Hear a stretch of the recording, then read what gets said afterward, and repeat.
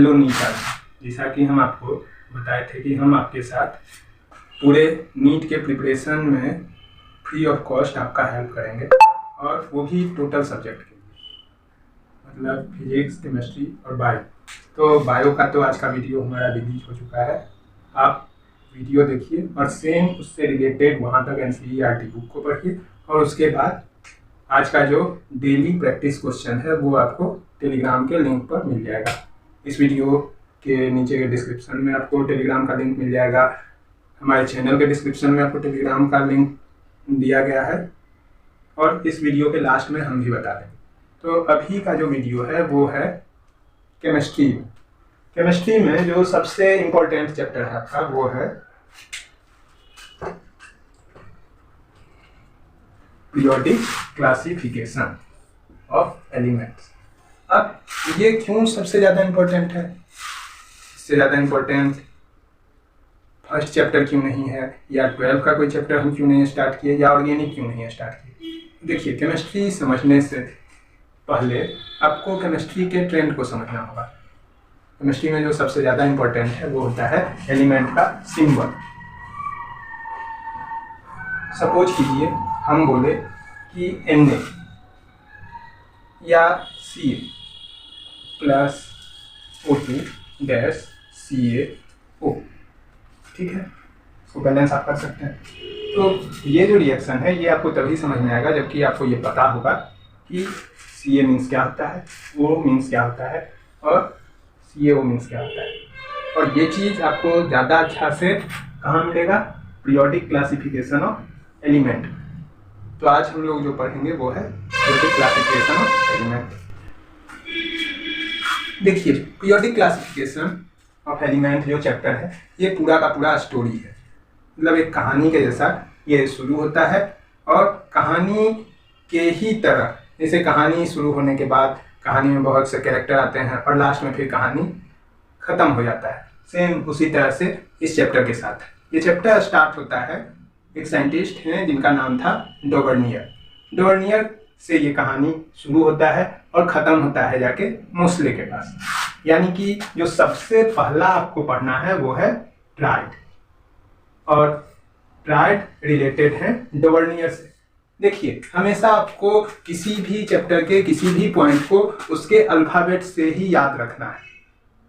आपके लिए उसके नोट में या वो जो डिस्क्रिप्शन है वो सबसे ज़्यादा इम्पोर्टेंट है कि आप उसको किस तरह से अपने दिमाग में बना के रख पाइएगा, और आपको दिमाग में ये चीज़ एकदम इस तरह से स्ट्राइक होना चाहिए कि जैसे ही डोवर्नियर वर्ड आया इसका सीधा मतलब ये ट्राइड का बात कर रहे हैं। ट्राइड का मतलब कि 3 एलिमेंट का ग्रुप, ठीक है। तो ये सबसे पहले स्टार्ट किया एलिमेंट को ग्रुपिंग करना, कि एक सही तरह से एलिमेंट किस तरह से ग्रुप किया जा सके। तो इनका जो सबसे पहला ट्राइड ये बनाए वो था लिथियम, सोडियम, पोटेशियम। लिथियम का जो रखने का रीजन है, या फिर यहाँ पर सोडियम के रखने का रीजन है, या पोटेशियम के रखने का रीजन है, ये क्या है। अब इसके बारे में समझने से पहले आपको समझना होगा कि डोवर्नियर जो ट्राइड बनाए वो किस तरह से बनाए। उनके ट्राइड का सबसे फर्स्ट रूल था कि फर्स्ट का जो एटॉमिक मास है और थर्ड का जो एटॉमिक मास है वो जब हम लोग ऐड कर देंगे और उसका एवरेज करेंगे तब जो आएगा वो होगा सेकेंड के एटॉमिक मास के बराबर। मतलब कि अगर इसका एटॉमिक मास 39 है और इसका एटॉमिक मास अप्रोक्स अगर ये 3 है तो 6 इसका रख सकते हैं, और दोनों ऐड करने पर कितना आ जाएगा, तो 45 एवरेज। और 45 का अगर आप बाय 2 कर दीजिए तो वो अप्रोक्स 9 to 8, यानी कि ये जो है वो आपको अप्रोक्स में 23 के आसपास हो जाएगा। तो आप लोग को पता है कि सोडियम का जो एटॉमिक मास है वो 23 होता है। तो इस तरह से डोवर्नियर का जो फर्स्ट टाइप था वो था लिथियम, सोडियम और पोटेशियम, और जो इनका बेसिस था क्लासिफिकेशन का वो क्या था, एटॉमिक मास।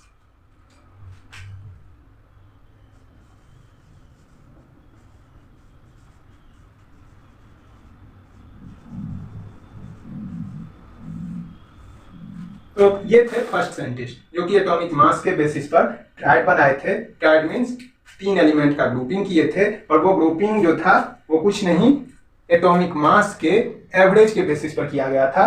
फर्स्ट एलिमेंट का एटॉमिक मास प्लस थर्ड का एटॉमिक मास बाय 2 बराबर जो मिडिल में आएगा उसका एटॉमिक मास आना चाहिए। तो जितना आया सेम एटॉमिक मास वाले को ये मिडिल में रखे। अब चूंकि ये बस एवरेज पर था तो ज्यादा एलिमेंट को वो इस तरह से ग्रुप नहीं बना पाए। तो डोवर्नियर का जो ये तरीका था ट्राइड का, ये फेल हो गया। लेकिन ये एक सही चीज ये किए कि ये आपको पाथ दे दिए, पाथ टू क्लासिफाई एलिमेंट्स। तो ये जो फर्स्ट साइंटिस्ट अगर पूछा जाए कौन थे तो वो थे डोवर्नियर। ठीक है, अब डोवर्नियर के बाद जो सेकेंड साइंटिस्ट का नाम है इस रास्ते में वो हैं, अगर आप लोग को यहाँ पर इसका स्क्रीनशॉट लेना हो तो आप लोग इस तरह से इसका स्क्रीनशॉट भी ले सकते हैं। अब सेकेंड साइंटिस्ट के पास था, सेकेंड साइंटिस्ट जो थे वो थे न्यूलैंड, और न्यूलैंड बनाए थे ऑक्टेव। देखिए ये ऑक्टेव जो है वो सिंपली कुछ नहीं, ये था म्यूजिकल नोट पर बेस्ड। अब जैसे अगर आपको याद होगा कि म्यूजिकल नोट अगर हिंदी में देखा जाए सा रे गा म पा धा नी सा, देखिए 1 2 3 4 5 6 7, और फिर जो ये 8th आया उसको वो उठा के कहाँ रख दिए, फर्स्ट के पास। मतलब first resemble with 8th element. ठीक है, ये जो इनका थ्योरी था वो यही था कि फर्स्ट एलिमेंट जो भी ग्रुप में होगा उससे मिलेगा 8th एलिमेंट का कैरेक्टर हमेशा। इनका भी जो बेसिस था वो था एटॉमिक मास।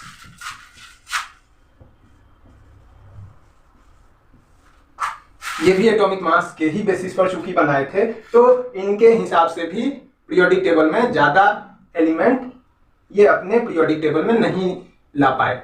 इनके हिसाब से भी बहुत ही कम एलिमेंट को क्लासिफाई किया गया।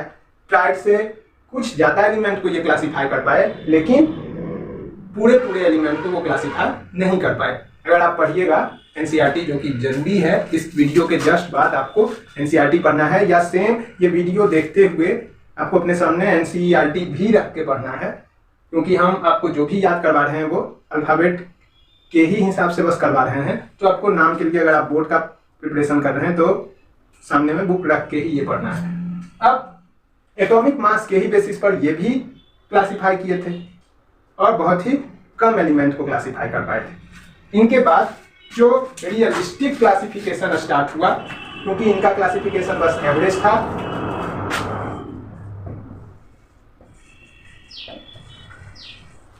इनका क्लासिफिकेशन म्यूजिकल नोट के बेसिस पर था, तो ये दोनों कोई एप्रोप्रिएट तरीका नहीं था। लेकिन इसके बाद जो थर्ड साइंटिस्ट थे जिनका की नाम आप लोग को पता होगा, मेंडलीव, वो जो पीरियोडिक टेबल बनाए थे वो एक एप्रोप्रिएट तरीका से पीरियोडिक टेबल बनाए थे, और वही बेस बना मॉडर्न पीरियोडिक टेबल तक पहुंचने का। तो इसके बाद जो थर्ड साइंटिस्ट आपके बुक में है वो है मेंडलीव, और ये पीरियोडिक टेबल का जो अरेंजमेंट किए थे उसमें था ग्रुप प्लस पीरियड, ये दोनों के बेसिस पर पीरियोडिक टेबल को बनाए थे। आपके बुक में एक और साइंटिस्ट के बारे में भी दिया हुआ है, लेकिन उनके बारे में बहुत ही कम डिस्क्रिप्शन है, तो उससे बस इतना ही क्वेश्चन आ सकता है कि सिलेंड्रिकल पीरियोडिक टेबल कौन बनाए थे, उससे ज्यादा क्वेश्चन नहीं आएगा। मेन क्वेश्चन होगा या तो मेनलीफ पीरियोडिक टेबल से या फिर लॉन्ग फॉर्म पीरियोडिक टेबल का, जो कि मोस्ले बनाए थे। अब मेनलीफ के पीरियोडिक टेबल में कुछ अच्छाई था, कुछ खराबी था और कुछ नयापन था इन दोनों के हिसाब से। तो बहुत ज़्यादा टाइम तक जो पढ़ा जाने वाला पीरियोडिक टेबल था हिस्ट्री में, वो था मेनलीफ का पीरियोडिक टेबल। इनका भी बेसिस था एटॉमिक मास।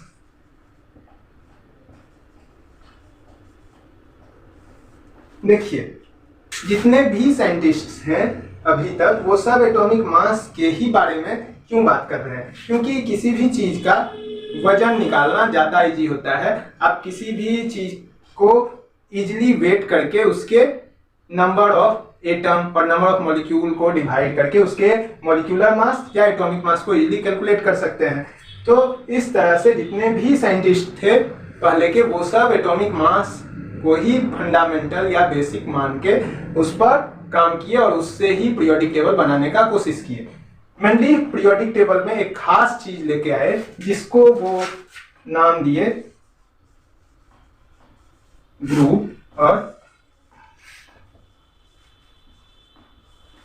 पीरियड। देखिए, जितना भी रेड हाईलाइट किया हुआ है वो सब आपके लिए एकदम वो सॉन्ग के लाइन जैसा है, जिसका कि हम हमेशा बात करते हैं। तो ये सब आपको एकदम याद होना चाहिए। देखिए, मेनलीफ का जो पीरियोडिक टेबल था वो दो टाइप से बटा हुआ था। उसमें एक हॉरिजॉन्टल लाइनिंग था और एक वर्टिकल लाइनिंग था।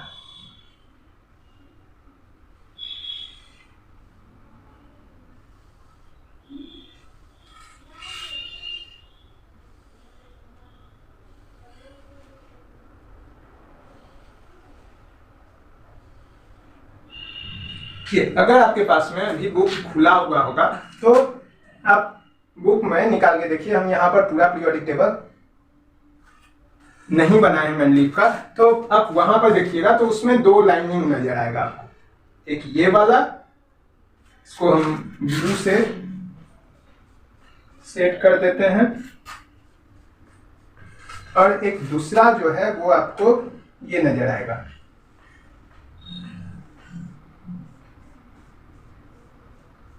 तो जो वर्टिकल लाइन है ये था ग्रुप और जो हॉरिजॉन्टल लाइन है ये था उनके में पीरियड। तो ये एक यूनिक चीज वो लेके आए थे, ग्रुप और पीरियड के बेसिस पर अरेंज करना। और एटॉमिक मास के साथ साथ ये अपने पीरियोडिक टेबल में ऑक्साइड, हाइड्राइड, ये सब कंपाउंड के भी बेसिस पर ग्रुपिंग और उनका पीरियड में पोजीशन, ये चीज बता रहे थे। अब कुछ चीज जो कि उनके टाइम में पता ही नहीं था, तो उसको वो अपने पीरियोडिक टेबल में जगह नहीं दे पाए। लेकिन बहुत सा एलिमेंट जो कि उनको नहीं पता था, लेकिन उसके कैरेक्टर से मिलता जुलता बहुत सा एलिमेंट के बारे में उस समय आदमी को पता था, तो वो अपने पीरियोडिक टेबल में उसके लिए जगह छोड़ दिए थे। जैसे कि आपके एनसीईआरटी में दिया हुआ है इक्का। तो ये सब के जगह पर क्या एलिमेंट होगा वो उसके लिए पीरियोडिक टेबल में जगह दे के गए थे। अब मेनलीफ पीरियोडिक टेबल में जो सबसे इंपॉर्टेंट चीज है वो ये है कि आपको इसमें ये जानना है कि मेनलीफ का पीरियोडिक टेबल क्या के बेसिस पर बना था, उसमें कितना ग्रुप था, कितना पीरियड था, और ये ग्रुपिंग जो था वो क्या के बेसिस पर किया गया था। तो आज आपका होमवर्क ये है कि आप सबसे पहले डोवर्नियर जितना भी ट्रायड बनाए थे वो टोटल ट्रायड आपको पता होना चाहिए। 3 ट्रायड था, 2 ट्रायड था या 1 ट्रायड था, और उस ट्रायड में कौन कौन से एलिमेंट को वो ग्रुपिंग किए थे। अब जैसे मान लीजिए हम आपसे पूछें कि हीलियम, हाइड्रोजन और लिथियम, अगर इसको अरेंज किया जाए तो वो डोवर्नियर के ट्रायड में आएगा या नहीं आएगा। हो सकता है नीट में ये पूछते। देखिए, helium atomic mass 4, hydrogen atomic mass 1.008, इसको हटा के चलते हैं, बस 1 रख लेते हैं। लिथियम 6 और 7 भी रख सकते हैं। देखिए, अगर आप इन दोनों को ऐड करते हैं तो कितना आएगा, 4 और 7 11/2 यानी कि आ गया 5.5। अगर इसको रीअरेंज करते हैं, मतलब अगर ऐसे हम लोग लिखें कि यहाँ पर हीलियम हो, यहाँ पर लिथियम हो, यहाँ हाइड्रोजन हो, तो ये हो गया 4, ये हो गया 7 और ये हो गया 1। तो यहाँ पर भी अगर आप ऐड करके देखते हैं तो 4 1 5 और 5 का आधा 2.5, मतलब कि ये डोवर्नियर का ट्राइड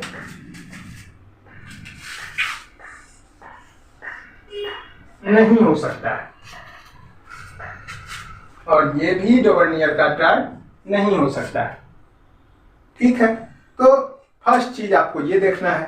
सेकेंड चीज आपको देखना है कि न्यूलैंड जो ऑक्टेव बनाए उस ऑक्टेव में कितने एलिमेंट को वो रख पाए, और एक सबसे बड़ा क्या वो गलती किए।